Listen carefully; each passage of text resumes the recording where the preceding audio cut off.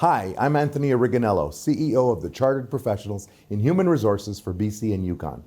We represent more than 8,000 members, and as the organization dedicated to advancing the HR profession through education, advocacy, awareness, professional development, as well as our recognized and impactful CPHR designation, we are proud to be a sponsor of this show. We have been the voice of the HR profession since 1942. Learn more about us at cphrbc.ca. In this episode of Careers That Matter, I'm joined by Vina Nadjibulla of the Asia Pacific Foundation of Canada. Vina, welcome. Thank you very much, Stuart. What is your job at Asia Pacific Foundation Canada? So I serve as the Vice President for Research and Strategy at the Foundation. And of course, the Foundation is Canada's premier institution for deepening engagement and relations between Canada and the Indo-Pacific region.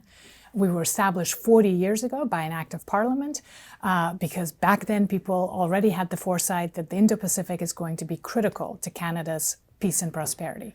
So I have the privilege of leading our research and programs, which means I have a small but a very dynamic team of researchers that are looking at everything from kind of the geopolitical dynamics, defense and security issues, emerging technologies, as well as economic and trade relations, and cover the whole of the region. So it's 40 countries in South Asia, in Southeast Asia, and Northeast Asia.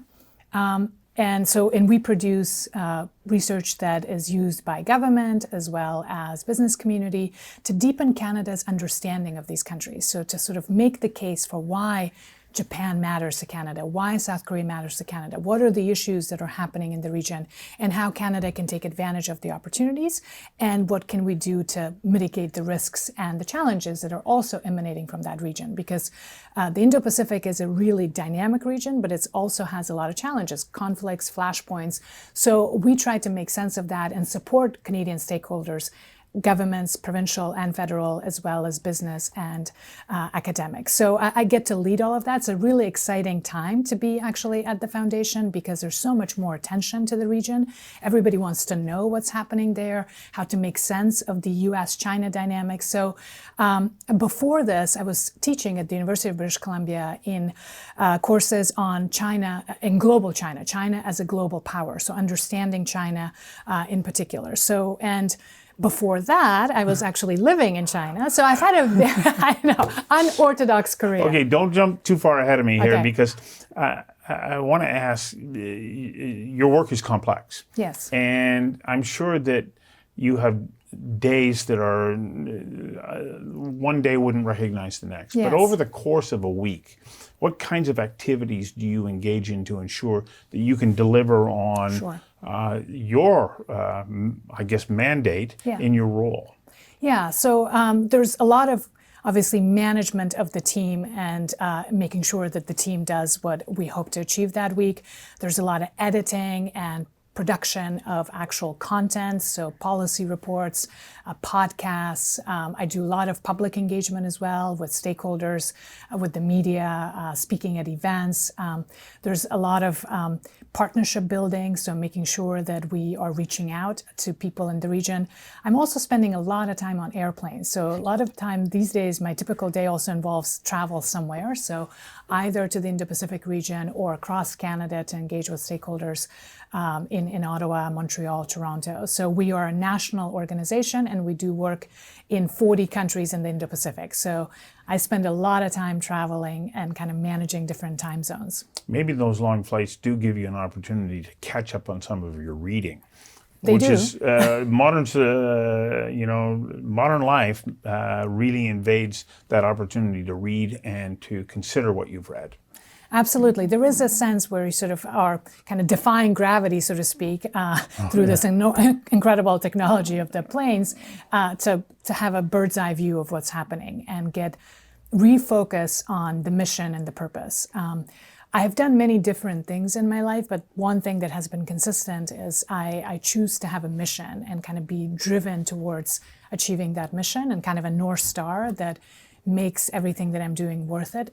Like they always say, sort of, if you have a good why, you can endure any type of how. Yes. And so the long hours or whatever frustrations may come, as long as you know why you're doing it, then it's much easier to get through those moments.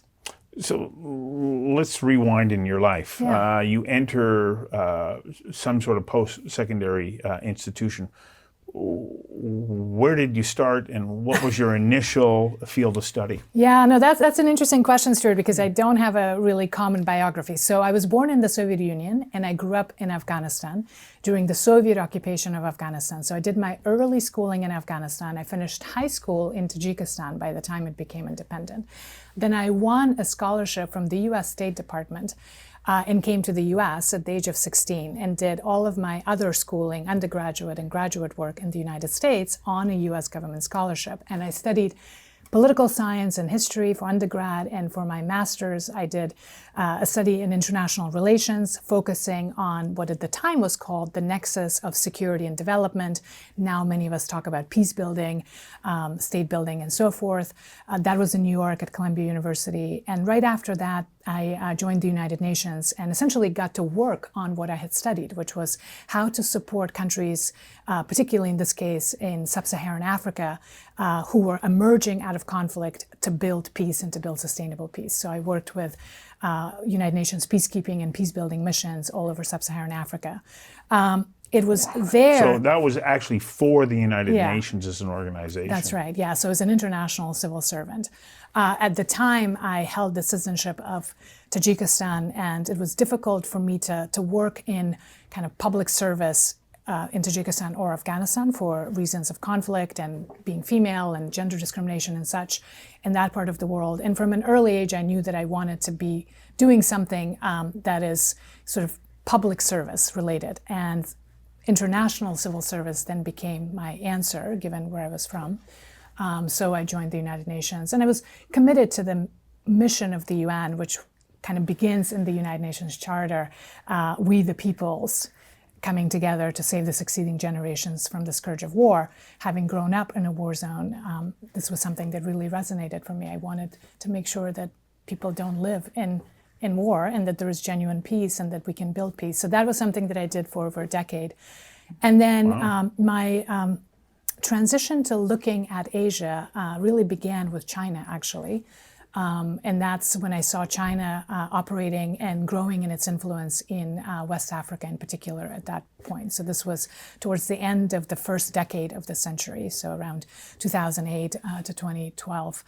And kind of seeing how much China and how quickly China went from a marginal actor to sort of a critical actor and a partner to these countries in sub-Saharan Africa.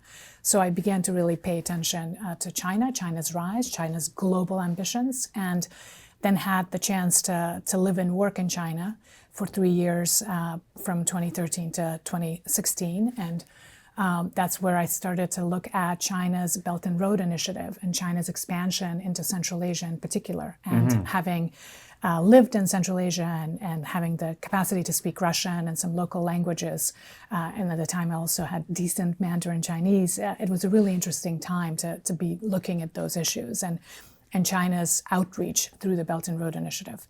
So where'd you go from there? So from there, I came to Canada because at the time I was married to a Canadian diplomat. And so we came back to Canada, and there was another episode that happened. My ex-husband is Michael Kovrig, and he was one of the 2 Canadians detained in China. So I spent about 1,019 days, to be exact, so almost 3 years, living and working out of Toronto and Ottawa and advocating for his release from detention. So that obviously was a profound, both personal and professional experience in that I learned a lot through that experience. I really got to understand how Canada engages with Asia. And when that journey ended with a happy release of both Michael's, I could kind of spend some time and think what comes next. And then I ended up here in Vancouver teaching and thinking and processing that experience. And then right after that ended up at the foundation. So not a journey that many people can follow, but that's sort of in a nutshell. There's much more to it, but that's kind of in a nutshell. So what do you think it is? So a big part of this program is we want young people who might be looking at you going, wow, like, look at how intelligent you are and what dynamic work you do, and you're making a difference. I want to be like you. But what is Don't it? be like me. Be yourself. I mean, Of course. be the best version Yeah. of you. I mean, you can't really compare. Yeah. But there must be some characteristic that you can think of about yourself that would say, yeah, I was open to all these, Twists and windy turns, roads yeah. and twists and turns Yeah. that led me to now. And what do you think it is about you that made you able to accommodate such remarkable changes along your journey? It's a good question, and I don't know if I have the right answer, but I guess looking back, because when you're going through life, at least in my experience, things don't look as clear then as if you look back, you're like, oh, that trajectory makes sense. But in hindsight, everything yeah, sort of looks like there's a line, but at the moment you're just kind of crossing the river by touching the stones, to use a Chinese old saying of Mao. Yeah, just to bring that in there. What about me? I mean, I guess the thing that probably has been kind of foundational is a sense of passion and a sense of purpose, right? Passion about certain things, which are based on my values and how I see the world, and sort of this belief that life is about making a difference, having an impact, offering your gifts in service of something bigger than yourself. So I feel really privileged that I am able to live in Canada, to be Canadian, to have been educated in the United States. Given where I come from, there are millions of women right now in Afghanistan who don't have those opportunities, right? So it is not lost on me, the enormous privilege that I have in this life. And so the opportunity to use my voice, my gifts in service of something bigger has always been what drives me. And I'm very fortunate to have had opportunities that have come along the way for me to be able to fully deploy what I have as a person and the skills that I have towards a cause and a mission and an endeavor. And at the moment, that endeavor happens to be about Canada's place in the world and Canada's engagement with the most dynamic part of the world, which is the Indo-Pacific. You are a perfect example of what Aristotle said when he pointed out that the responsibility of functioning human beings is to realize their potential. Absolutely. Because in doing so, you become a contributor to society. If you don't realize that potential, then all of society loses, as do you. Yeah. And so thank you for being such a wonderful example and mentor to others. And all the best to you as you move forward to continue to make a difference in our world. Thank you so much, Stuart.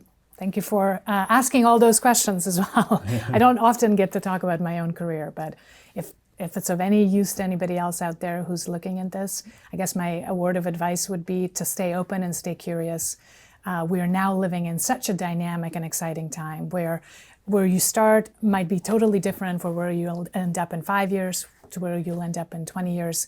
You don't have to be a lifer. I mean, our parents may have spent a lifetime doing the same thing, but now we live at a time where you have to be agile, curious, engaged, and with technology being the way it is, you have to really get in touch with what it means to be a human being, right? So because technology can do a lot of the things that we used to do, and a lot of the work that we currently have will change. But what we bring as human beings, that judgment that we bring in, that skill set of human relations will not disappear. So I would say double down on that, really figure out what it is that drives you, that inspires you, that gives you a sense of purpose and passion and joy, and follow that. I agree. Thank you. Thank you.